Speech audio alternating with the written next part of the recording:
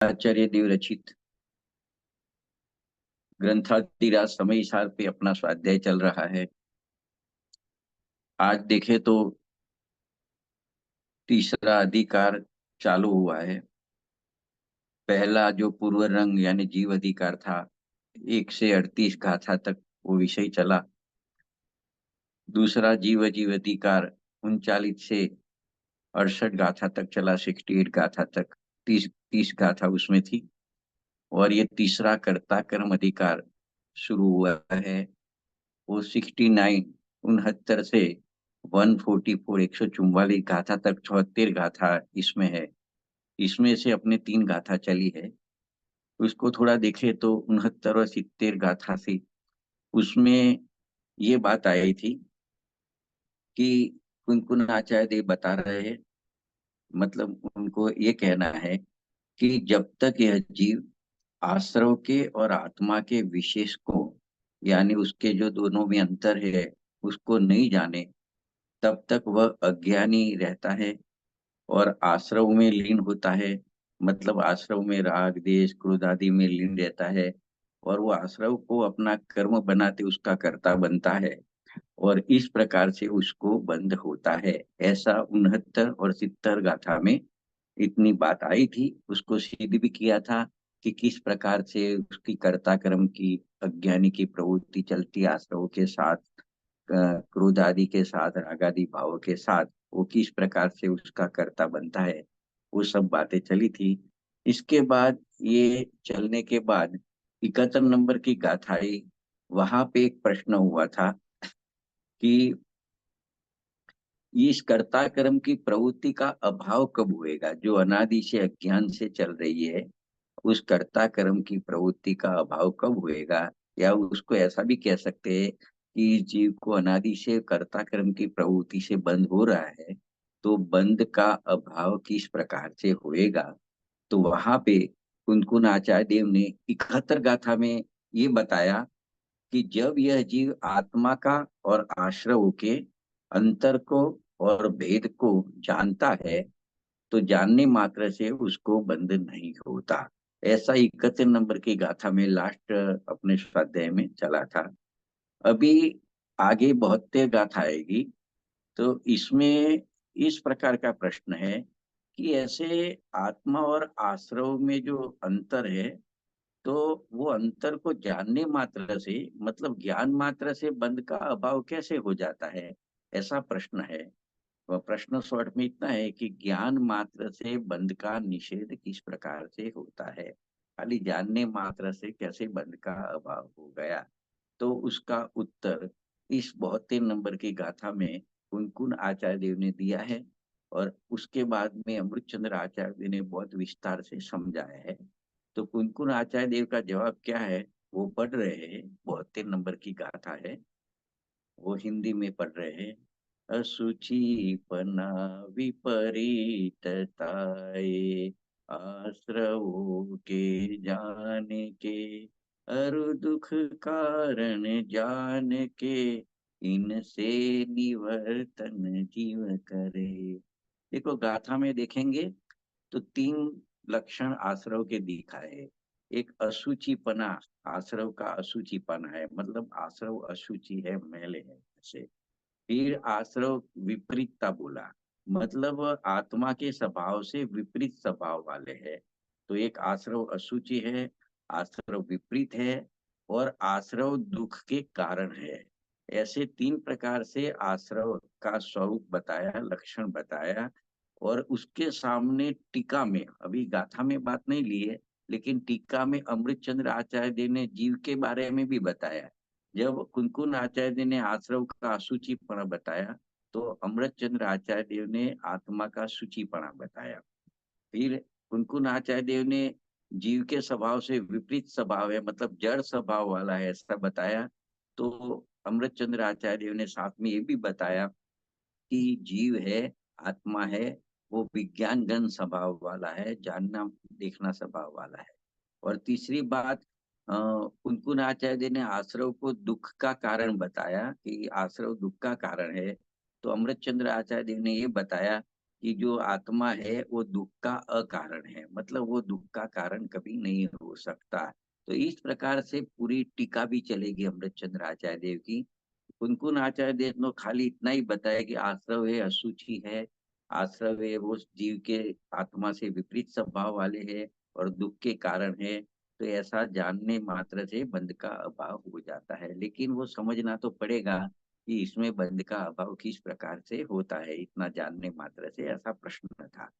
तो इसी बात को मतलब अपने अमृतचंद्र आचार्य जी की टीका की दो दो लाइन पढ़ते जाएंगे, और कांजी स्वामी ने उसके ऊपर क्या समझा है उसको भी अपने पढ़ते जाएंगे। मैंने जो पीडीएफ भेजी है उसमें अमुक लाइन तो अमृतचंद्र आचार्य देव की है, दो लाइन तीन लाइन ऐसा करके, और कांजी स्वामी ने समझा है। उस प्रकार से पूरा विषय लिया है पढ़ने के लिए। अभी उसको मैं पढ़ रहा हूँ। मतलब मैंने जो पीडीएफ लिया उसमें 55 नंबर का पेज है, उसका लास्ट पैराग्राफ है, वहां से अपने चालू कर रहे हैं इसको। देखो उसमें जो गाथा की उत्थानिका लिखी है जो प्रश्न के रूप में है, दो लाइन, उसको, फिर गाथा को, और जो अमृतचंद्र आचार्य देव की टीका है उसके ऊपर कांजी स्वामी ने जो प्रवचन दिए हैं उसको अपने पढ़ रहे हैं। तो इसमें सीधा ऐसा ही पुष्ठानिका का मतलब खुलासा किया कि अब शिष्य पूछता है कि ज्ञान मात्र से ही बंध का निरोध कैसे हो जाता है। तो देखो यहाँ ज्ञान मात्र से, जानने मात्र से बंध का निरोध कैसा कैसे हो जाता है वो प्रश्न है। तो उसको समझाते हैं कि ज्ञान मात्र से मतलब वहां आत्मज्ञान लेना है। और जब आत्मज्ञान कब कहलाएगा, जब साथ में राग है, चारित्र में राग है, वो राग को बिन पने जानते हैं तो खाली ज्ञान रह जाता है, वो आत्मा ज्ञान रह जाता है। तो इसको, इस प्रश्न को ऐसे भी पढ़ सकते हैं कि राग से बिन होने पर जिसको आत्मज्ञान हुआ उसको बंध किस प्रकार से रुक जाता है। तो ऐसा भी प्रश्न हो सकता है कि राग से बिन होने पर, यानी यहाँ से राग से बिन हुआ नहीं है, लेकिन राग से बिन अपनी आत्मा को, और ऐसा जो राग से बिन अपने को आत्मा को जानना उसको आत्मज्ञान कहते हैं। और जब ऐसा आत्मज्ञान होता है तब बंध कैसे रुक जाता है ये प्रश्न है, उसको समझने का है, आगे जाके समझने का है। तो गांधी स्वामी कहते हैं कि शिष्य जिज्ञासा से पूछता है कि जिसको आत्मज्ञान हुआ, राग से भिन्न आत्मज्ञान हुआ, तो खाली आत्मज्ञान नहीं होता है, वो ज्ञान गुण की तो मुख्यता ली है, इसमें आत्मश्रद्धान भी होता है। तो आत्मज्ञान और आत्मश्रद्धा नहीं होता, आत्म में लीनता स्थिरता रमणता भी होती है। तो मोक्ष मार्ग में ये श्रद्धा ज्ञान चारित्र, वो तीन गुण मुख्य है। तो तीन गुण की बात करते हैं। फिर कहते हैं कि खाली तीन गुण में आंशिक शुद्धि प्रकट नहीं होती, आत्मा में अनंत गुण है, ये अतीन्द्रिय आनंद का सुख का भी गुण है। तो जितने भी गुण है उसमें जब आंशिक शुद्धि प्रकटती है, तो यहाँ ऐसे प्रश्न होता है कि इतना होने से बंध का निरोध कैसे हो जाता है। मतलब आत्मा में जब शुद्धि प्रकट होती है तो बंध का निरोध किस प्रकार से होएगा, तो वो प्रश्न है, तो उसको समझना है। तो देखो उसको समझने के लिए अमृत चंद्र आचार्य देव की जो टीका है उस टीका में जाएंगे। तो पहले अ, अ, तीन लाइन में पढ़ूंगा। तो ये टीका किस प्रकार से, पहले सामान्य रूप से टीका को समझ ले, जितने भी लाइन है उसमें। इसमें पहले आश्रव के तीन लक्षण बताए, तीन प्रकार से। एक तो आत्म आश्रव को अशुचि कहा, फिर आश्रव को विपरीत जड़ स्वभाव वाले कहे, और आश्रव को दुख के कारण कहे। तो उसको क्रम से समझते जाएंगे और आत्मा को भी साथ में समझते जाएंगे। और जब ऐसा आश्रव और आत्मा में भेद ज्ञान जब आएगा होएगा, तब नियम से बंध रुकेगा, बंद होना बंद हो जाएगा। तो वो कैसे किस प्रकार से है वो समझते हैं। तो तीन पॉइंट है कि आश्रव अशुचि है, ये पहला पॉइंट है। तो उसको अमृतचंद्र आचार्य देव की दो लाइन है, उसको पहले पढ़ लेता हूँ मैं, टीका की दो लाइन, फिर इसके ऊपर विस्तार से समझते हैं। तो देखो क्या कहते हैं, अमृतचंद्र आचार्य देव ने सीधा दृष्टांत से शुरुआत की टीका में कि जल में शैवाल काय होती है ना, जल में शैवाल यानी काय है, सो मल या मैल है। मतलब जल अलग है और जल में जो शैवाल है वो अलग है, वो शैवाल है, वो जल में मल है, मैल है। तो उस शैवाल की भांति जो आश्रव है, रागादि भाव है, क्रोधादि भाव है, वो मल रूप और मैल रूप है। क्योंकि जब आत्मा का अनुभव होता है ज्ञानी को, तो उसमें अतीन्द्रिय आनंद का स्वाद आता है, और अभी पूर्णता नहीं होती तब तक उसको राग होता है। तो राग मैलपने मलपने अनुभव में आते हैं, और वो राग से छूटना चाहता है। तो यहाँ इसके लिए कहते हैं, दृष्टांत में कहते हैं कि जैसे जल का स्वभाव तो निर्मल है, लेकिन जल में जो शैवाल है वो जल नहीं है, वो मल है, मैल है। उस शैवाल की भांति आश्रव जो है वो ज्ञानियों को मल रूप और मैल रूप ही अनुभव में आते हैं। इसलिए वो आश्रव को अशुचि और अपवित्र है, ऐसा यहाँ पे कहते हैं। तो इतना तो टीका में कहा कि जैसे जल में शैवाल है, वो मल है, मैल रूप है, वो शैवाल की भांति जो आश्रव है वो भी मल रूप मैल रूप अनुभव में आते हैं, इसलिए वे अशुचि है, अपवित्र है। इतना अमृत चंद्र आचार्य देव ने कहा। अभी कांजी स्वामी उसके ऊपर थोड़ा विश्लेषण करते हैं कि पहले तो गाथा में भी आश्रव शब्द पढ़ा है, आश्रव शब्द नहीं पढ़ा है, मतलब वो बहुवचन है। तो यहाँ आश्रव में पहले दो प्रकार के भाव लिए, मतलब पुण्य पाप भाव भी लिया और पुण्य भाव भी लिया। दोनों आश्रव है, पाप भी आश्रव है, पुण्य भी आश्रव है। तो खाली पाप को आश्रव कहा ऐसा नहीं है, पुण्य का जो भाव होता है उसको भी यहाँ पे आश्रव कहा।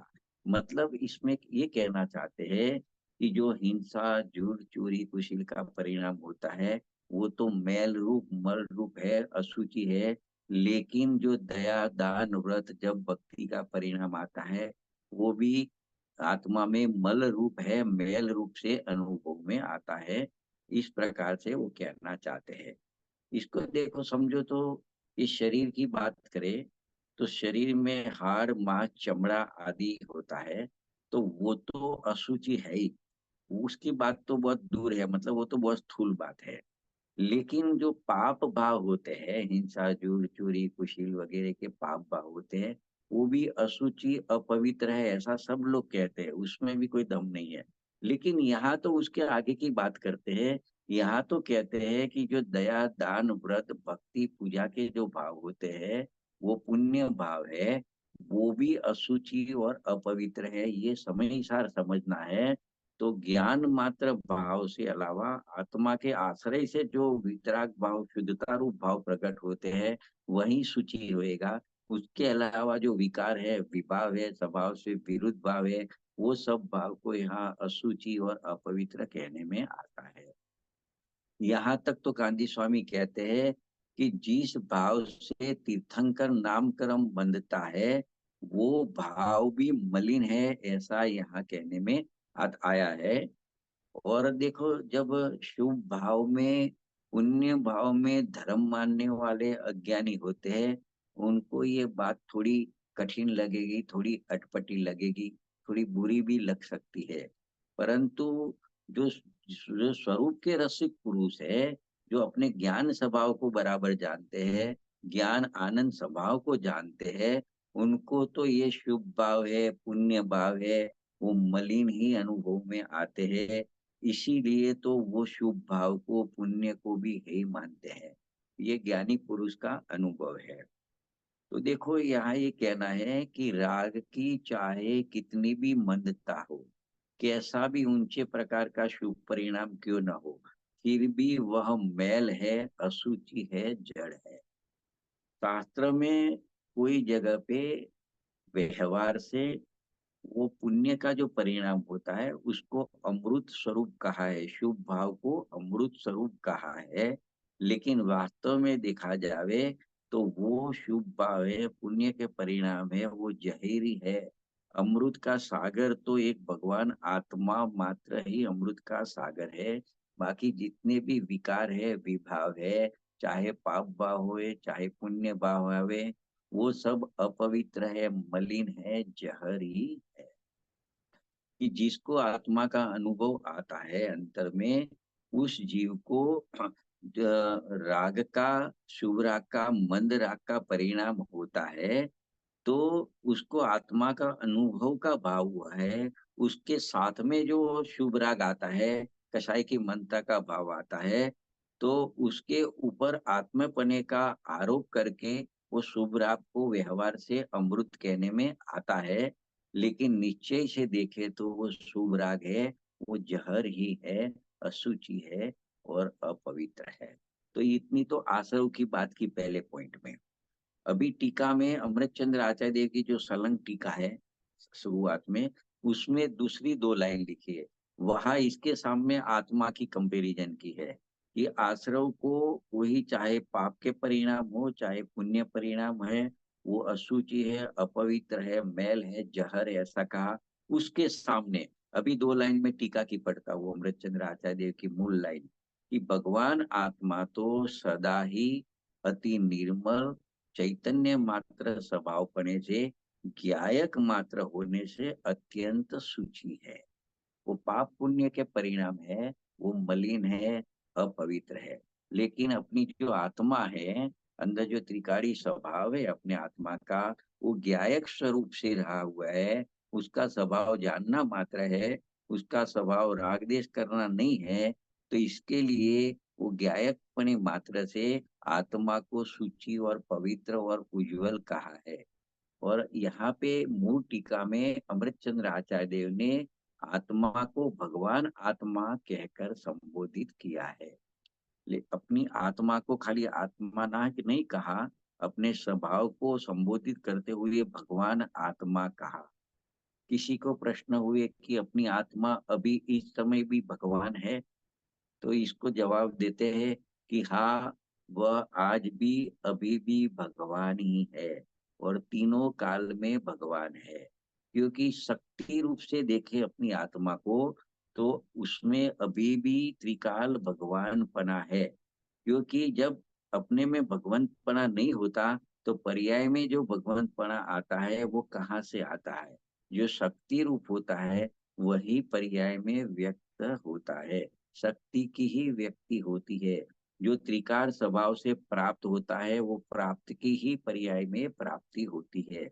और टीका में एक शब्द इसके लिए लिखा है कि ये आत्मा तो सदा ही भगवान आत्मा है। तो यहाँ भगवान आत्मा कह के संबोधित कहा किया है। और आश्रव को अशुचि कहा, मलिन कहा, उसके सामने भगवान आत्मा को शुचि और अत्यंत निर्मल ऐसा कहा। और भगवान आत्मा यहाँ पे कहा, वो भगवान आत्मा कहने का कहकर मोह निद्रा में जो जीव पड़े हैं, अज्ञानी जीव, उनको जगाते हैं कि तू, ये राग तेरा स्वभाव नहीं है, तू स्वभाव से देखे तो भगवान आत्मा ही है।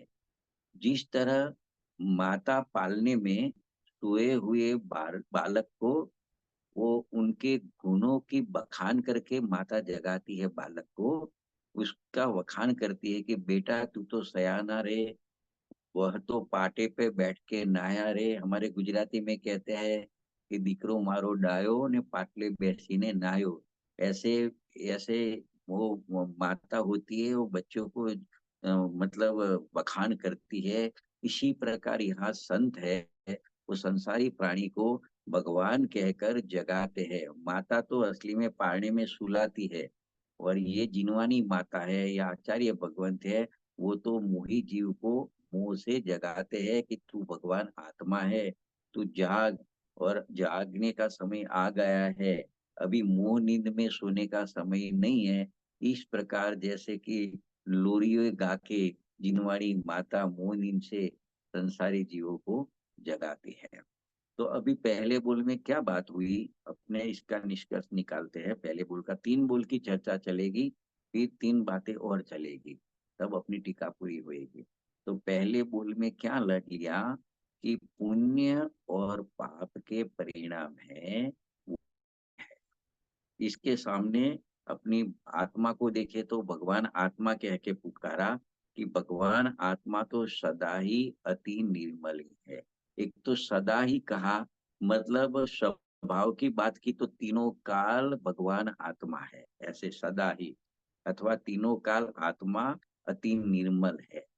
ये आत्मा चाहे एकेंद्रिय निगोद में जावे या पंचेंद्रिय पर्याय में होए, लेकिन उसके स्वभाव से वस्तु तरीके देखे तो वो त्रिकाल निर्मल आनंद चैतन्यमय प्रभु ही है। यहाँ निर्मल मात्र नहीं कहा है, यहाँ एक अति निर्मल ऐसा शब्द वापरा है, खाली निर्मल नहीं कहा है, अति निर्मल कहा है। अर्थात आत्मद्रव्य जो है, अपनुजत द्रव्य है, आत्मद्रव्य वो निर्मल, उसका गुण भी निर्मल, और पर्याय में देखे तो कारण पर्याय भी निर्मल है। इस प्रकार से तीनों काल आत्मा अति निर्मल ही है।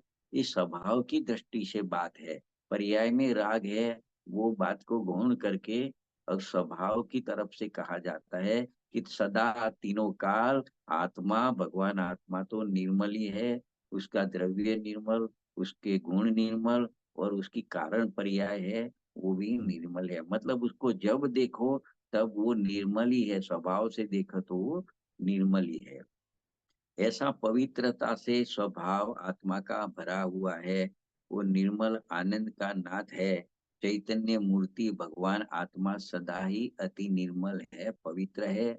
जानना जानना जानना, इस प्रकार जानन स्वभाव वाला ज्ञायक होने से वह अत्यंत पवित्र है, उज्जवल है, क्योंकि उसका स्वरूप ही ऐसा है।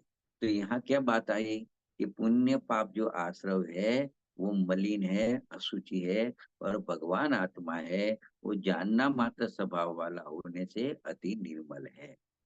तो ऐसे इस प्रकार से दोनों में कंपैरिजन की। आगे कहते हैं कि कांची स्वामी कहते हैं कि आश्रव कहा न, तो उसमें पुण्य पाप दोनों आ गए।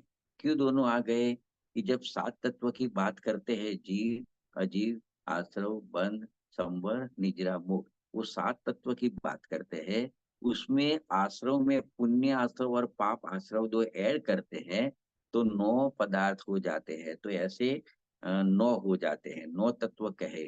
तो पुण्य और पाप को आश्रव में शामिल करके 9 तत्व भी कहे हैं।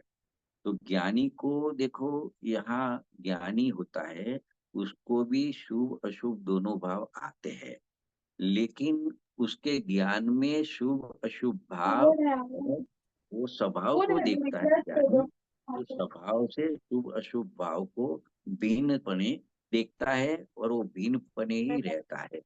तो ऐसे अति निर्मल निज चैतन्य स्वभाव का अनुभव करने वाला जो ज्ञानी है, वो शुभाशुभ भाव को, पुण्य पाप के भाव को एक रूप, एक ही जाति के जानता है। चाहे पाप हो तो भी आश्रव है, पुण्य हो तो भी आश्रव है, हिंसा झूठ चोरी कुशील के परिणाम हो तो भी आश्रव है, दया दान व्रत जप का परिणाम है तो भी आश्रव है, और वो अपवित्र है और अपना आत्मा अति पवित्र है, तो वो पुण्य पाप दोनों भाव अपनी आत्मा से भिन्न है।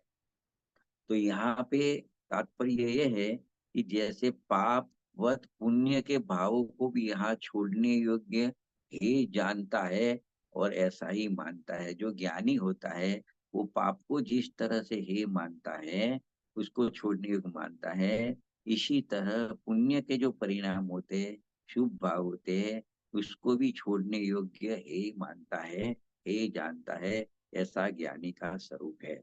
यहाँ एक दृष्टांत देके समझाते हैं इस बात को, और एक पहला पॉइंट समाप्त करते हैं। क्या कहते हैं? देखो, सैनिक राजा है, वो शाही समकीति थे, उनके हजारों रानियां थी, उनके आश्रित हजारे राजा थे जो वो सैनिक राजा की सेवा करते थे। सैनिक राजा के पास अपार वैभव था, लेकिन और उनको पुरुषार्थ की कमजोरी के कारण विषयों में भी थोड़ी प्रवृत्ति थी। उनकी भूमिका उस तरह की थी कि वो त्यागी होके साधु नहीं हुए थे, गृहस्थ थे, तो उनके पुरुषार्थ की कमजोरी के कारण विषयों की प्रवृत्ति भी थी। तथापि उनके उस समय भी उनकी वो आत्मा आश्रवों से भिन्न है, ऐसा भेद ज्ञान उनको वर्ता था। खुद की पर्याय में आश्रव, कषाय, फिर भी उनको वेद ज्ञान भी वर्ता था कि आत्मा तो आश्रव से सदा भिन्न है, ऐसा उनको वेद ज्ञान वर्ता था। जिस समय उनको चारित्र मोह का दोष था, उसी समय में इस दोष से भिन्न में हूं, ऐसा उनको भान वर्ता था। वो जानते थे कि मैं तो राग से भिन्न विज्ञान जन स्वरूप अति निर्मल हूँ, ऐसा उनको भान हुआ। वो इसलिए क्षण मात्र के लिए भी ऐसा ज्ञान और ध्यान हटता नहीं था। कोई भी धर्मी जीव है, यहाँ सैनिक राजा की बात की है, लेकिन कोई भी धर्मी जीव है, उसको अंतरंग में ऐसी वेद ज्ञान की क्रिया निरंतर बढ़ती रहती है। उससे उनका बंध का सहज निरोध हो जाता है, बंध का अभाव हो जाता है। इस प्रकार से यह पहला बोध सिद्ध किया। वहां आत्मा को शुचि अति निर्मल कहा और आश्रव को अशुचि कहा। आश्रव है, चाहे पाप के परिणाम है, चाहे पुण्य के परिणाम है, वो है। इस प्रकार से यहाँ पे पहला बोल हुआ। अभी दूसरा बोल की बात करेंगे। पहले बोल में तो अशुचि है आश्रव और भगवान आत्मा शुचि है। तो भगवान आत्मा ज्ञानी की दृष्टि में सदा ही भिन्न रहता है, आश्रव से भिन्न रहता है, तो उसको बंध का निरोध होता है। अभी दूसरा पॉइंट है टीका में आश्रवों के लिए। वहां आश्रवों की विपरीतता दिखाई है। विपरीतता, आश्रव की विपरीतता यानी जो आश्रव है वो आत्म स्वभाव से भिन्न जड़ स्वभाव वाले है, ऐसा यहाँ बताएंगे। तो देखो क्या कहते हैं दूसरे बोल में। मैं 3 लाइन पढ़ता हूँ, टीका की, मूल टीका की 3 लाइन पढ़ता हूँ। उसमें कहा, आश्रव के जड़ स्वभावत्व होने से वे दूसरे के द्वारा जानने योग्य। मतलब आश्रव को दूसरा जानता है, क्योंकि आश्रव का जड़ स्वभाव है, उसमें ज्ञान नहीं है, तो वो अपने को नहीं जानता, वो दूसरे के द्वारा जानने योग्य है। क्योंकि वो जड़ है, इसीलिए वह न अपने को जानता है, न पर को जानता है, उसे दूसरा ही जानता है। अतः वे चैतन्य से अन्य स्वभाव वाले हैं, इसके लिए आश्रव को विपरीत है, ऐसा कहा। विपरीत आश्रव की बताई। ये आत्मा के स्वभाव से भिन्न स्वभाव वाला है, इसके लिए आश्रव को विपरीत कहा। तो देखो इसमें क्या लेंगे, आश्रव में तो यही आएगा, चाहे शुभ राग हो या अशुभ राग हो। ये दोनों राग को आगे अशुचि कहा था, मलिन कहा था, यहाँ पे अचेतन कहा। यहाँ पे क्यों अचेतन कहा, जड़ कहा? क्योंकि ये शुभ, चाहे शुभ राग हो या तो अशुभ राग हो, लेकिन राग आश्रव न तो स्वयं को जानते हैं और न पर को जानते हैं। वो भाव भी दूसरों के द्वारा जाने जाते हैं, चाहे शुभ भाव हो चाहे अशुभ भाव हो। वो न स्वयं अपने को जानते हैं, न दूसरे को जानता है, और स्वयं भी दूसरे के द्वारा जानने में आते हैं। अरे जिस भाव से तीर्थंकर प्रकृति बनती है या जिस भाव से इंद्र पद मिलता है, वह भाव भी चाहे कितना भी कसाई की मनता का हो, शुभ राग का हो, वो भाव भी यहाँ पे कहते हैं कि जड़ है, अचेतन है। जो वो जड़ अचेतन नहीं होते तो उनसे बंध किस प्रकार होता। मतलब देखो, तीर्थंकर प्रकृति का भी बंद हुआ और इंद्र पद का भी बंद हुआ। वो गति का बंद होता है ना। तो ऐसे अगर वो जड़ अचेतन नहीं होते तो उनसे बंध किस प्रकार से होता। मतलब चाहे पाप के भाव हो चाहे पुण्य के भाव हो, वो अंधकार मही है। दया दान भक्ति आदि के परिणाम अंधकार रूप है, ऐसा यहाँ कहते हैं। वो चैतन्य से शून्य है, तो चैतन्य प्रकाश उसमें नहीं है, इसके लिए उसको अंधकार है, ऐसा कहते हैं। दूसरा कारण ये है कि वो जो भाव होता है उसमें स्व को जानने की भी ताकत नहीं। राग को पता नहीं है कि मैं शुभ राग हूँ या अशुभ राग रूप हूँ, ऐसे राग को पता नहीं है।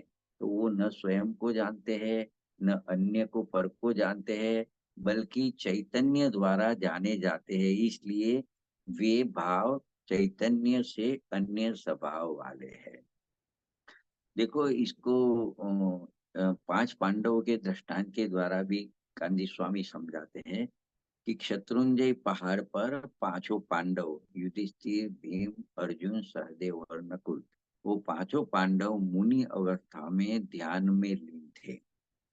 वहां क्या हुआ, जब उन पर दुर्योधन के भांजे द्वारा उपसर्ग किया गया, लोहे के घरेने पहनाए गए उसके ऊपर, ऐसा उपसर्ग किया, तब क्या हुआ, पांच पांडवों में से युधिष्ठिर, भीम व अर्जुन, ये तीन तो विकल्प को तोड़कर स्वरूप में स्थिर हो गए और मोक्ष साध लिया। तो तीन का तो वहां निर्वाण हो गया, मोक्ष हो गया। परंतु बाकी के जो दो रहे, सहदेव और नकुल, उनको जरा सा विकल्प उठा। उनको विकल्प ऐसा था कि अरे इस मुनिराजों पर ऐसा उपसर्ग, मतलब अभी ये मेरे भाई है, बड़े भाई है, ऐसा कोई राग नहीं था। उनको देखते तो मुनिराज, कि इस मुनिरागो राजों पर ऐसा उपसर्ग, अग्नि में धगधगाते हुए लोहे के लाल लाल गहने पहना दिए। अरे इन मुनिराजों की कैसी दशा होगी। इस शुभ विकल्प के फल में उन मुनिराजों को 33 सागर की सर्वा सिद्धि की आयु बंधी। मतलब देखो, ऐसा शुभ विकल्प आया, शुभ राग आया, लेकिन शुभ राग ने किया तो बंद का काम न, उनकी 33 सागर की सर्वा सिद्धि की आयुष उनकी बंध गई।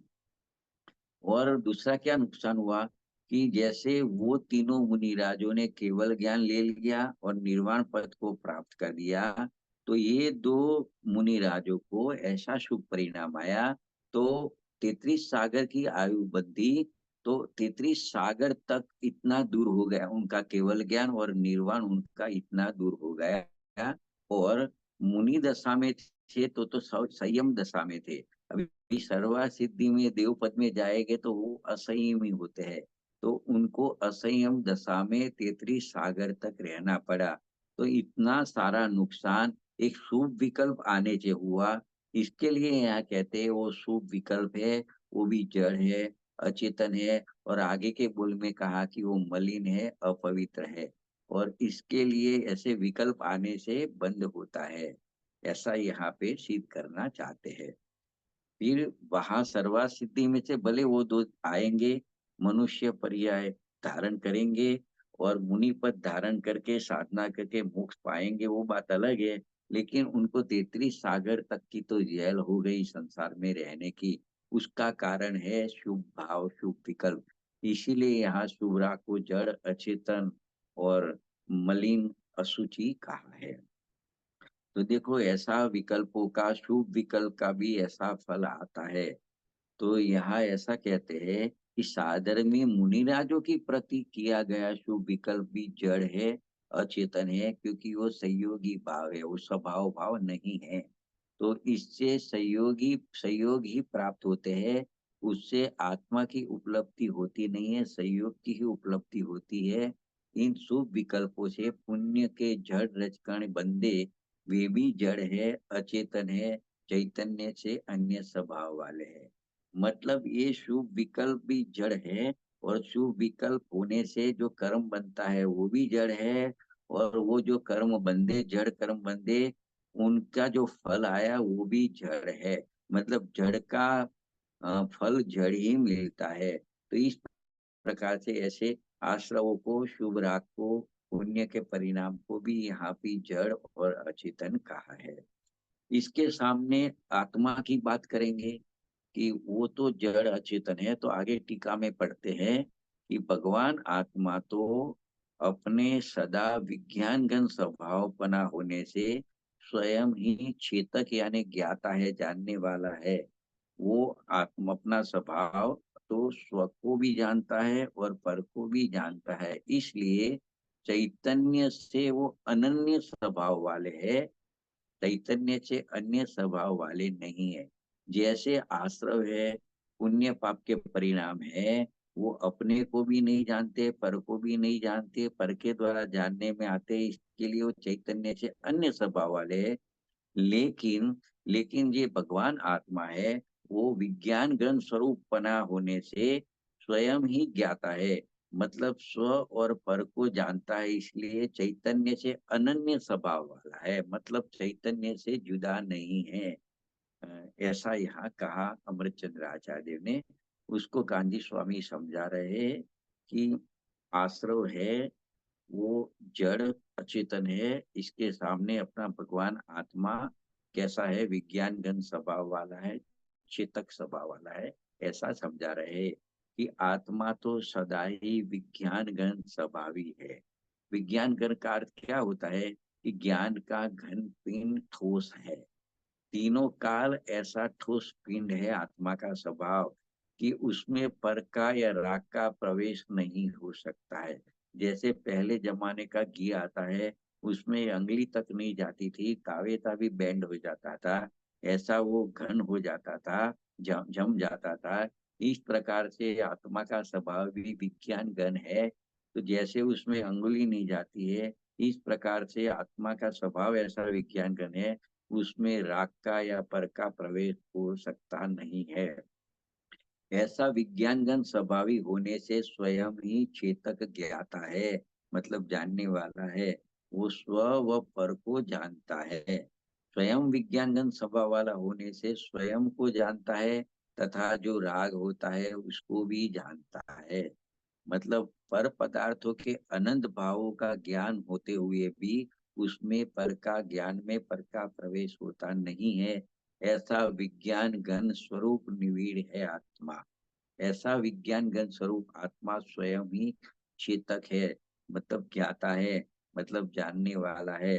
अतः शुद्ध चैतन्य से अनन्य, मतलब एक रूप स्वभाव वाला है।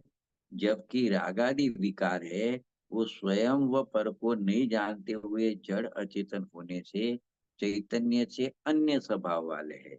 इस प्रकार भेद ज्ञान करके शुद्ध चैतन्य के लक्ष्य परिणमन करते हुए जो ज्ञान होता है, वो ज्ञान से कर्म बंध नहीं होता है। इस तरह ज्ञान मात्र भाव से परिणमन करना ही बंधन से छूटने का एकमात्र उपाय है। तो जो प्रश्न था, मूल में प्रश्न था कि ज्ञान मात्र से कैसे बंध का निरोध होता है, तो इस प्रकार से आश्रव और आत्मा में भेद ज्ञान होता है, तो ऐसे ज्ञान से बंध का निरोध होता है। तो इस प्रकार से दो पॉइंट यहाँ पे हुए। अभी तीसरा उसका बोल है कि आश्रव दुख के कारण है। तो इस बोल को समझ रहे, उसके माध्यम से वेद ज्ञान करेंगे और वेद ज्ञान से बंध का अभाव होता है। वो बात यहाँ पे 72 गाथा में सिद्ध करते हैं। देखो तीसरे बोल में एक लाइन पहले पढ़ते हैं टीका की।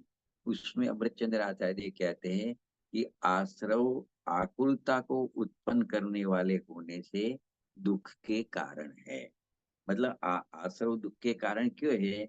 क्योंकि वो आकुलता को उत्पन्न करने वाले हैं आश्रव, ऐसा यहाँ कहते हैं।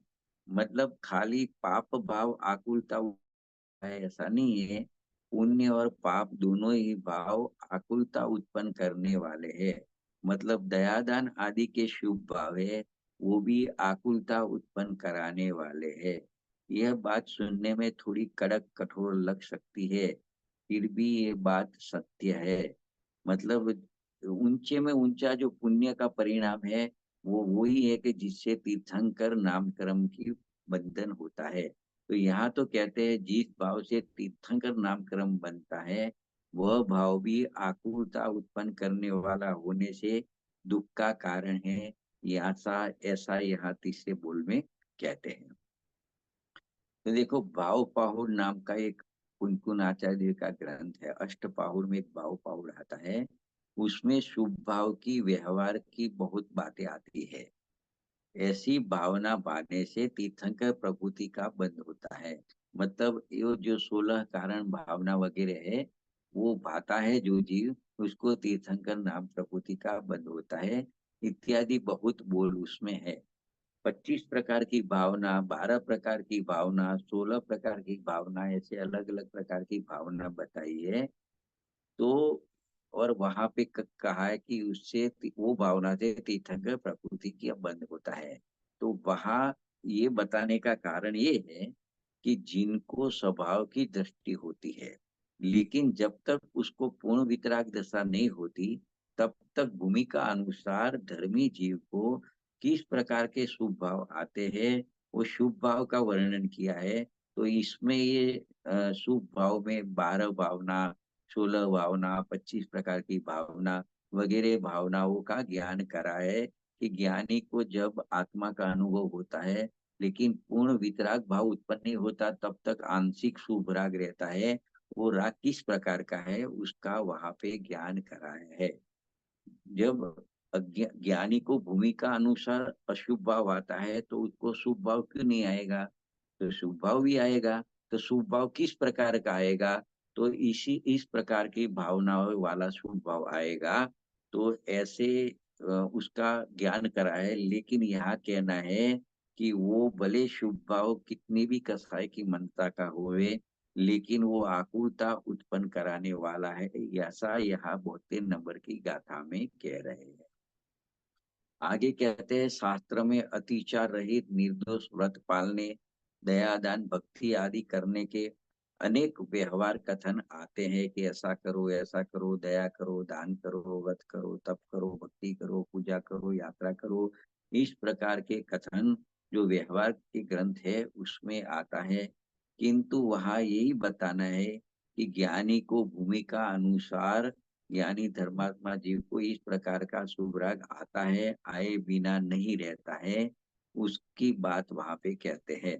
और यहाँ तो ये कहते हैं कि जितने भी शुभ या अशुभ के, जितने प्रकार के कोई भी प्रकार का जो भाव आते हैं, वो सब भाव आकुलता उत्पन्न कराने वाले होने से वो सब दुख के कारण है और आत्मा की शांति को रोकने वाले भाव है, ऐसा यहाँ पे कहते हैं।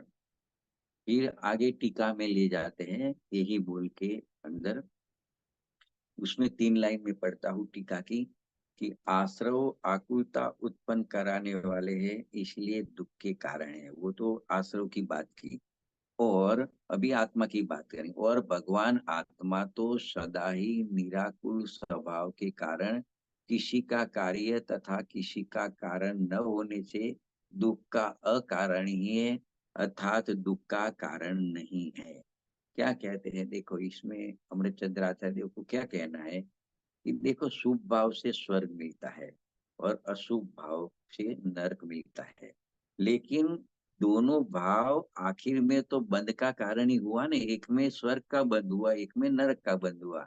तो दोनों भाव चाहे शुभ भाव हुआ या अशुभ भाव हुआ, दोनों बंध स्वरूप ही हुआ और दोनों दुख रूप ही हुआ। तो क्या कहते हैं कि पुण्य भाव को छोड़कर पाप में परिवर्तन करना तो ठीक नहीं है, वो बात तो सही है। किंतु पुण्य भाव करते करते धर्म होगा ऐसा मानना भी यथार्थ नहीं है, क्योंकि पुण्य भाव भी दुख रूपी है, ऐसा मानना समझना ही यथार्थ है। तो फिर अ, दुख का कारण कौन है? तो अभी आगे कहते हैं कि मात्र एक भगवान आत्मा ही दुख का कारण नहीं है।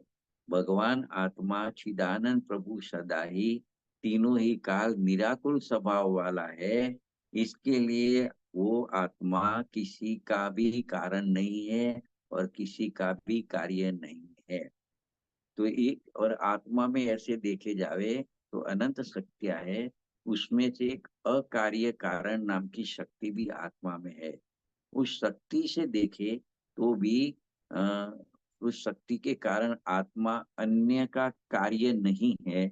इसलिए अनाकुल आनंद का नाद भगवान आत्मा किसी से उत्पन्न नहीं होता, यह बात स्वतः सिद्ध है।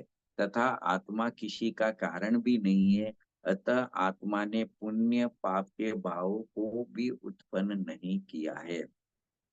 तो इस प्रकार से आगे उसको ये कहना चाहते हैं कि 3 बोल हुए अपने, 3 बोल में क्या आया उसको एक शॉर्ट में रिवीजन कर लेते हैं।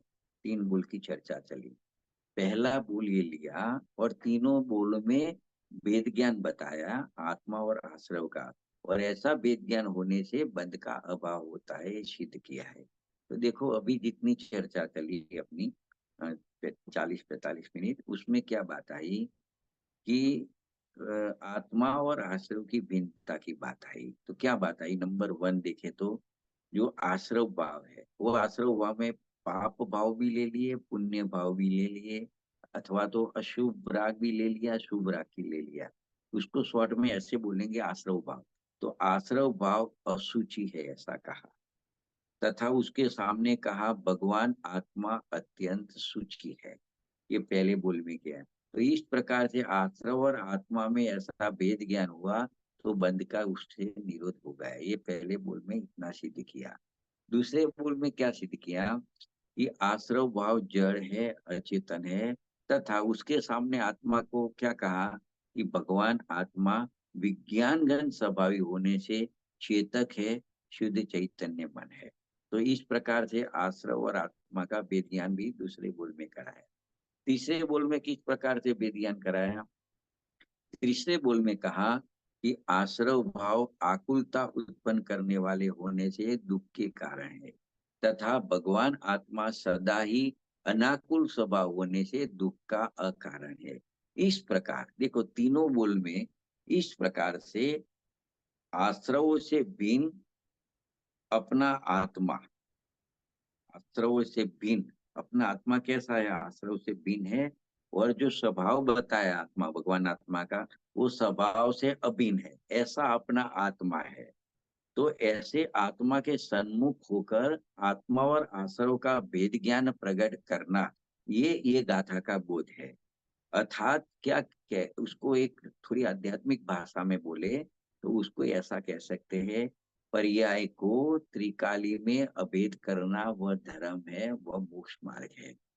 पर्याय को अभेद करना यानी द्रव्य में अभेद करना, यानी त्रिकाली स्वभाव में अभेद करना, यानी क्या है कि द्रव्य सन्मुख करना। उसको ऐसे समझ सकते हैं कि देखो ये वर्तमान पर्याय है, यहाँ भगवान आत्मा का हो त्रिकाल द्रव्य स्वभाव है, यहाँ रागादि विभाव है, पर द्रव्य सब इधर है। अभी अनादि से पर्याय है, वो परद्रव्य की तरफ झुकी है, पर के सन्मुख है, रागादि के सन्मुख है, रागादि को अपना कर्म मानता है, रागादि का कर्ता बनता है, राग आदि का स्वामी बनता है। तो अभी यहाँ क्या कहना चाहते हैं, पर्याय को अभेद करना यानी ये पर्याय को द्रव्य सन्मुख करना। तो द्रव्य सन्मुख करना यानी उसको क्या कहेंगे कि पर्याय द्रव्य में अभेद हो जाती है, ऐसा नहीं कहने का तात्पर्य है। मतलब जब ये पर्याय द्रव्य के सन्मुख होती है तो ये पर्याय स्वभाव की जाति की हो जाती है। तो जब स्वभाव की जाति की हो जाती है तो राग आदि भाव तो स्वभाव से विरुद्ध जाति के है।